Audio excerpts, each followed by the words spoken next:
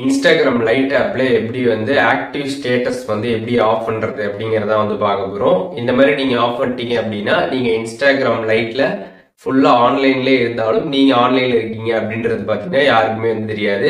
So அந்த மாதிரி எப்படி பண்றது அப்படிங்கிறத டீட்டெயிலாக வந்து பார்க்கலாம். பார்க்கறதுக்கு முன்பாக சேனலை சப்ஸ்கிரைப் பண்ணிடுங்க, பெல் ஐக்கனை கிளிக் பண்ணி ஆல் அப்படின்றத செட் பண்ணிடுங்க.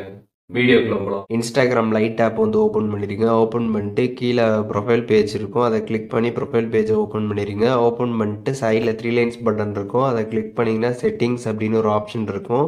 அந்த ஆப்ஷன் நீங்கள் கிளிக் பண்ணிட்டு இதில் பார்த்தீங்கன்னா ப்ரைவேசி அப்படின்ற ஒரு ஆப்ஷன் கொடுத்துருப்பாங்க. அந்த ஆப்ஷன் கிளிக் பண்ணிடுங்க. கிளிக் பண்ணதுமே ஆக்டிவ் ஸ்டேட்டஸ்ன்னு இருக்கும், அது பார்த்தீங்கன்னா ஆனில் வந்து இருக்கும். ஸோ இதை நீங்கள் வந்து ஆனில் வந்து வச்சுருக்கிறப்ப உங்களோட ஆன்லைன் ஸ்டேட்டஸ் பார்த்தீங்கன்னா வந்து எல்லாருக்குமே வந்து தெரியும். நீங்கள் வந்து இன்ஸ்டாகிராமில் ஆன்லைனில் இருக்கீங்க அப்படின்றது எல்லாருக்குமே வந்து தெரியும்.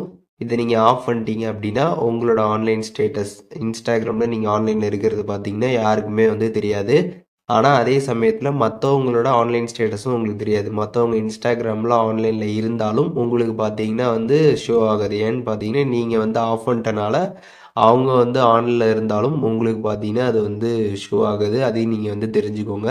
ஸோ இப்போ இந்த வீடியோ மூலியமாக இன்ஸ்டாகிராம் லைட்ல எப்படி வந்து ஆக்டிவ் ஸ்டேட்டஸை வந்து ஆஃப் பண்ணுறது அப்படிங்கிறத டீட்டெயில்டாக தெரிஞ்சிருப்பீங்கன்னு நினைக்கிறேன். இதில் எதுவும் டவுட் இருந்துச்சுன்னா கண்டிப்பாக கமெண்ட்ஸில் மென்ஷன் பண்ணுங்கள், நான் எல்லாருக்குமே ரிப்ளை பண்ணுறேன்.